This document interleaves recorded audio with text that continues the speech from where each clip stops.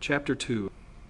As the boat bounced from the top of each wave, the wind tore through the hair of the hatless men, and as the craft plopped her stern down again, the spray splashed past them. The crest of each of these waves was a hill, from the top of which the men surveyed, for a moment, a broad, tumultuous expanse, shining and wind-riven. It was probably splendid. It was probably glorious. This play of the free sea, wild with lights of emerald and white and amber. "Bully good thing it's an onshore wind," said the cook. "If not, where would we be? Wouldn't have a show." "That's right," said the correspondent. The busy oiler nodded his assent. Then the captain in the bow chuckled in a way that expressed humor, contempt, tragedy, all in one. "Do you think we've got much of a show now, boys?" said he. Whereupon the three were silent, save for a trifle of hemming and hawing. To express any particular optimism at this point they felt to be childish and stupid, but they all doubtless possessed this sense of the situation in their mind. A young man thinks doggedly at such times. On the other hand, the ethics of their condition was decidedly against any open suggestion of hopelessness, so they were silent. "Oh, well," said the captain, soothing his children, "we'll get ashore all right." But there was that in his tone which made them think, so the oiler quoth, "Yes, if this wind holds." The cook was bailing, "Yes, if we don't catch hell in the surf." Canton flannel gulls flew near and far. Sometimes they sat down on the sea, near patches of brown seaweed that rolled on the waves with a movement like carpets on a line in a gale. The birds sat comfortably in the groups, and they were envied by some in the dinghy, for the wrath of the sea was no more to them than it was to a covey of prairie chickens 1,000 miles inland. Often they came very close and stared at the men with black, bead-like eyes. At these times they were uncanny and sinister in their unblinking scrutiny, and the men hooted angrily at them, telling them to be gone. One came and evidently decided to alight on the top of the captain's head. The bird flew parallel to the boat and did not circle, but made short, sidelong jumps in the air in chicken fashion. His black eyes were wistfully fixed upon the captain's head. "Ugly brute," said the oiler to the bird. "You look as if you were made with a jackknife." The cook and the correspondent swore darkly at the creature. The captain naturally wished to knock it away with the end of the heavy painter, but he did not dare do it, because anything resembling an emphatic gesture would have capsized this freighted boat, and so with his open hand the captain gently and carefully waved the gull away. After it had been discouraged from the pursuit, the captain breathed easier on account of his hair, and the others breathed easier because the bird struck their minds at this time as being somehow gruesome and ominous. In the meantime the oiler and the correspondent rowed, and also they rowed.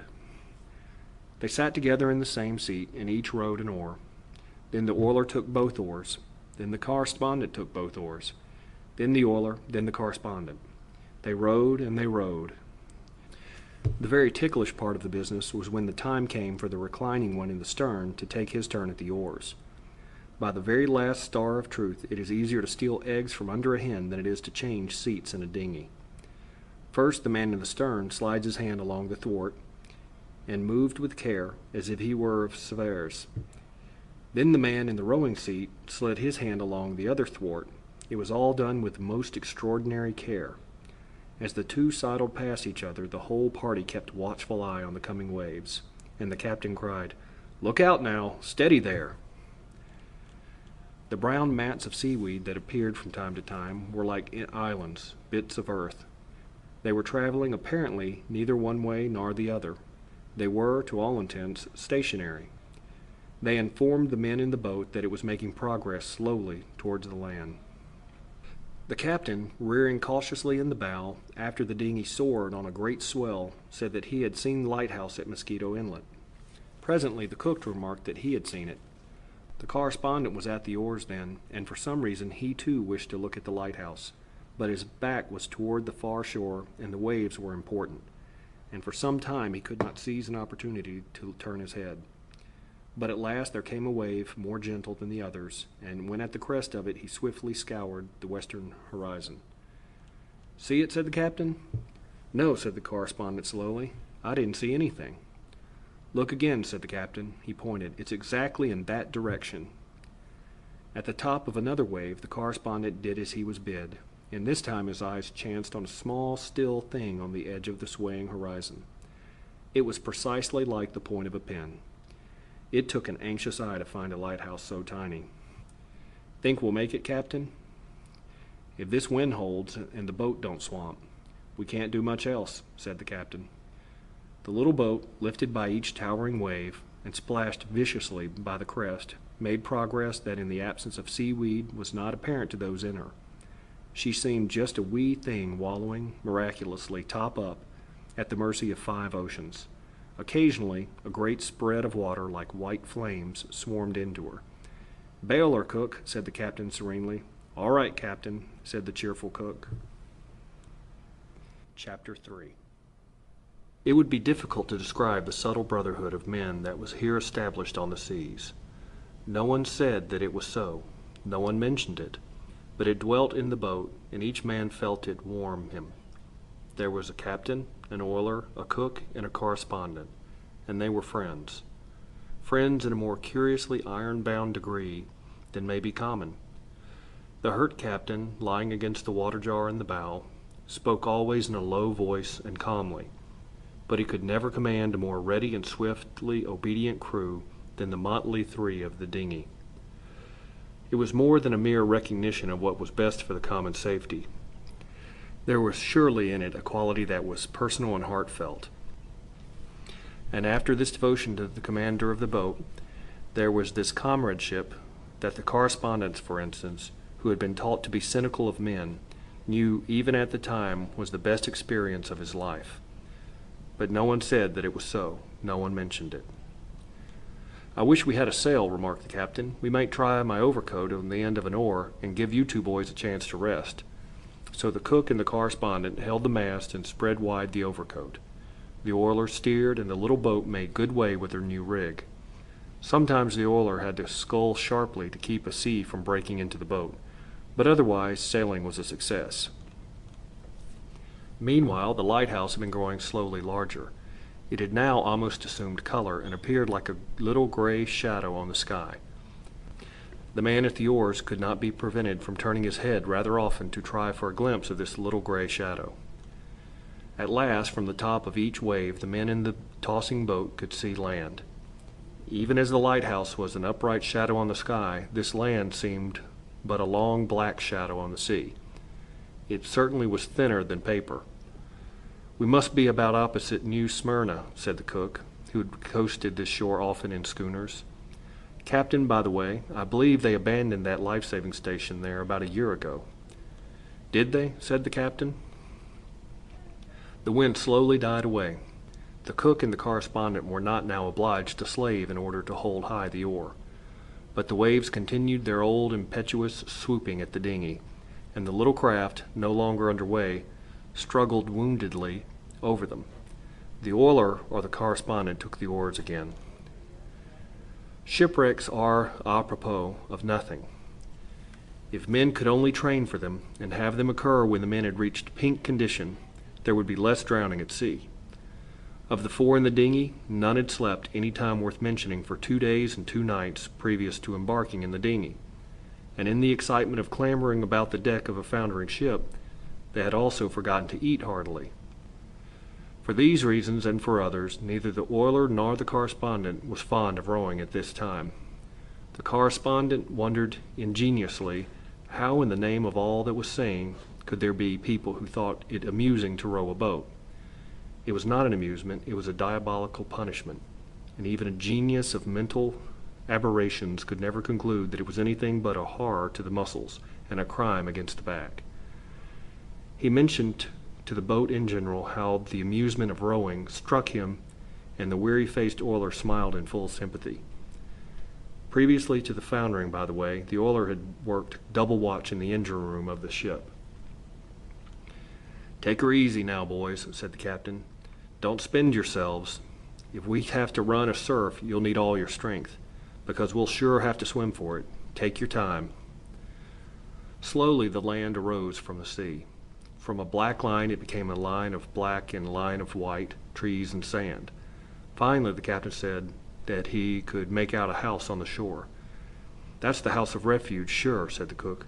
"They'll see us before long and come out after us." The distant lighthouse reared high. "The keeper ought to be able to make us out now if he's looking through a glass," said the captain. "He'll notify the life-saving people." "None of those other boats could have got ashore to give word of the wreck," said the oiler in a low voice, "else the lifeboat would be out hunting us." Slowly and beautifully the land loomed out of the sea. The wind came again. It had veered from the northeast to the southeast. Finally a new sound struck the ears of the men in the boat. It was the low thunder of the surf on the shore. "We'll never be able to make the lighthouse now," said the captain. "Swing her head a little more north, Billy," said he. "A little more north, sir," said the oiler. Whereupon the little boat turned her nose once more down the wind, and all but the oarsmen watched the shore grow. Under the influence of this expansion, doubt and direful apprehension was leaving the minds of the men. The management of the boat was still most absorbing, but it could not prevent a quiet cheerfulness. In an hour, perhaps, they would be ashore. Their backbones had become thoroughly used to balancing in the boat, and they now rode this wild colt of a dinghy like circus men. The correspondent thought that he had been drenched to the skin, but happening to feel in the top pocket of his coat, he found therein 8 cigars. 4 of them were soaked with seawater, 4 were perfectly scatheless. After a search, somebody produced 3 dry matches, and thereupon the 4 waifs rode impudently in their little boat, and with an assurance of an impending rescue shining in their eyes, puffed at the big cigars, and judged well and ill of all men. Everybody took a drink of water. 4. "Cook," remarked the captain, "there don't seem to be any signs of life about your house of refuge." "No," replied the cook.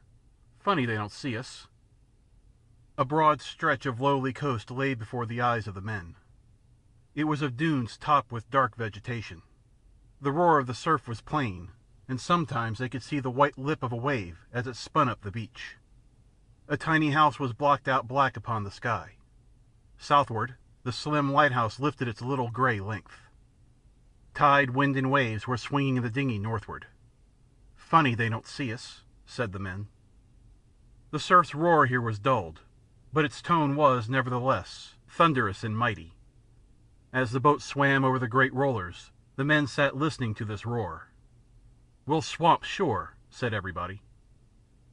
It is fair to say here that there was not a life-saving station within 20 miles in either direction, but the men did not know this fact, and in consequence they made dark and opprobrious remarks concerning the eyesight of the nation's life-savers.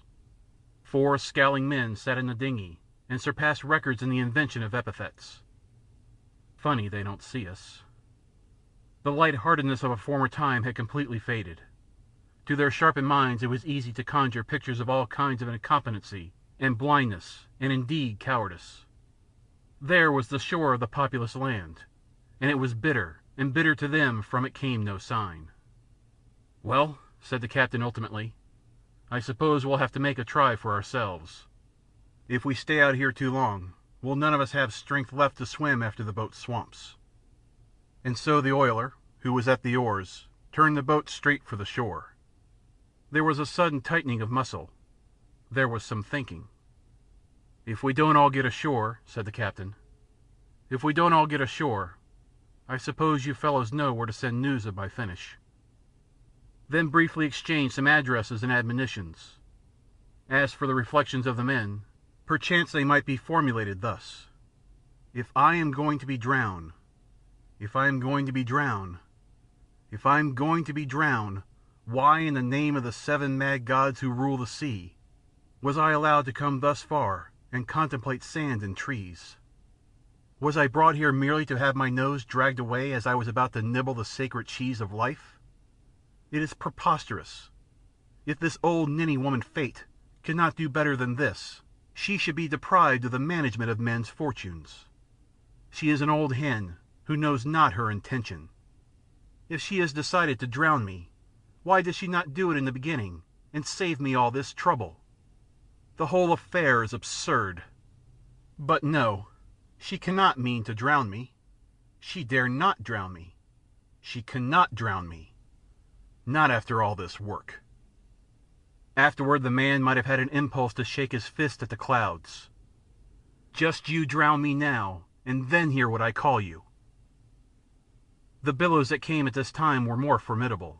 They seemed always just about to break and roll over the little boat in a turmoil of foam. There was a preparatory and long growl in the speech of them. No mind unused to the sea would have concluded that the dinghy could ascend these sheer heights in time. The shore was still afar. The oiler was a wily surfman. "Boys," he said swiftly, "she won't live 3 minutes more, and we're out too far to swim." "Shall I take her to sea again, Captain?" "Yes, go ahead," said the captain. This oiler, by a series of quick miracles and fast and steady oarsmanship, turned the boat in the middle of the surf and took her safely to sea again. There was a considerable silence as the boat bumped over the furrowed sea to deeper water. Then somebody in gloom spoke. "Well, anyhow, they must have seen us from shore by now." The gulls went in slanting flight upwind toward the gray, desolate east. A squall marked by dingy clouds and clouds brick red, like smoke from a burning building, appeared from the southeast. "What do you think of those life-saving people? Ain't they peaches?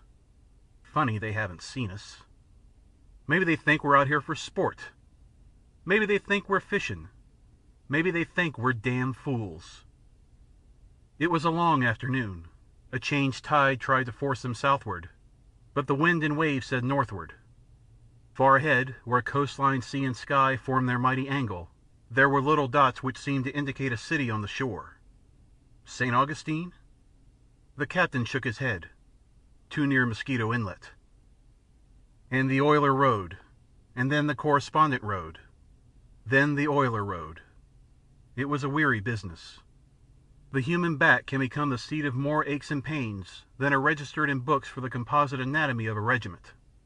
It is a limited area, but it can become the theater of innumerable muscular conflicts, tangles, wrenches, knots, and other comforts.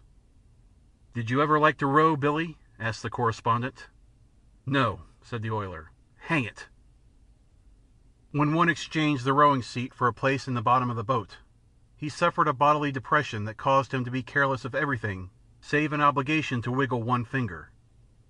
There was cold sea water swishing to and fro in the boat, and he lay in it. His head, pillowed on a thwart, was within an inch of the swirl of a wave crest, and sometimes a particularly obstreperous sea came inboard and drenched him once more. But these matters did not annoy him. It is almost certain that if the boat had capsized he would have tumbled comfortably out upon the ocean, as if he felt sure that it was a great soft mattress. "Look! There's a man on the shore." "Where?" "There! See him? See him?" "Yes, sure. He's walking along." Now he's stopped. Look! He's facing us. He's waving at us. So he is, by thunder. Ah, now we're all right. Now we're all right. There'll be a boat out here for us in half an hour. He's going on. He's running. He's going up to that house there. The remote beach seemed lower than the sea, and it required a searching glance to discern the little black figure. The captain saw a floating stick, and they rowed to it. A bath towel was by some weird chance in the boat, and tying this on the stick, the captain waved it. The oarsman did not dare turn his head, so he was obliged to ask questions. "What's he doing now?" "He's standing still again. He's looking, I think. There he goes again, toward the house. Now he's stopped again." "Is he waving at us?" "No, not now. He was, though. Look! There comes another man. He's running. Look at him go, would you? Why, he's on a bicycle. Now he's met the other man. They're both waving at us. Look! There comes something up the beach. What the devil is that thing? Why, it looks like a boat. Why, certainly it's a boat. No, it's on wheels. Yes, so it is. Well, that must be the lifeboat. They dragged him along shore on a wagon. That's the lifeboat, sure. No, it's an omnibus. I tell you, it's a lifeboat. It is not. It's an omnibus. I can see it plain. See? One of those big hotel omnibuses. By thunder, you're right. It's an omnibus, sure as fate. What do you suppose they are doing with an omnibus? Maybe they are going around collecting the life crew, eh? That's it, likely. Look, there's a fellow waving a little black flag. He's standing on the steps of the omnibus. There come those other two fellows. Now they're all talking together. Look at the fellow with the flag. Maybe he ain't waving it. That ain't a flag, is it? That's his coat. Why, certainly, that's his coat. So it is. It's his coat. He's taken it off and he's waving it around his head. But would you look at him swing it? Oh, say, there isn't any life-saving station there. That's just a winter resort hotel omnibus that has brought over some of the boarders to see us drown. What's that idiot with the coat mean? What's he signaling anyhow? It looks as if he were trying to tell us to go north. There must be a life-saving station up there. No, he thinks we're fishing. Just giving us a merry hand. See? Ah, there, Willie. Well, I wish I could make something out of those signals. What do you suppose he means? He don't mean anything. He's just playing. Well, if he'd just signal us to try the surf again, or to go to sea and wait, or go north, or go south, or go to hell, there'd be some reason in it. But look at him. He just stands there and keeps his coat revolving like a wheel. The ass. There come more people. Now there's quite a mob. Look. Isn't that a boat? Where? Oh, I see what you mean. No, that's no boat. That fellow is still waving his coat. He must think we like to see him do that. Why don't he quit it? It don't mean anything. I don't know. I think he's trying to make us go north. It must be that there's a life-saving station there somewhere. Say, he ain't tired yet. Look at him wave. Wonder how long he can keep that up. He's been revolving his coat ever since he caught sight of us. He's an idiot. Why aren't they getting men to bring a boat out? A fishing boat. One of those big yawls. Could come out here all right. Why don't he do something? Oh, it's all right now. They'll have a boat out here for us in less than no time, now that they've seen us. A faint yellow tone came into the sky over the low land. The shadows on the sea slowly deepened. The wind bore coldness with it, and the men began to shiver. Holy smoke, said one, allowing his voice to express his impious mood. If we keep on monkeying out here, if we've got to flounder out here all night...